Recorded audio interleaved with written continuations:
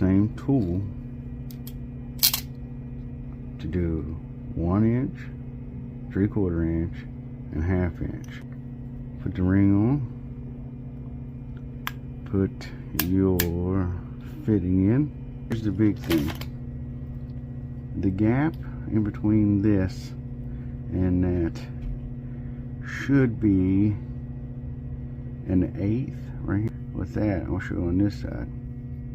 So if we do a 1/16, see it's biting here, but if you do an 1/8, it actually catches it on these two ribs on the edge here. There.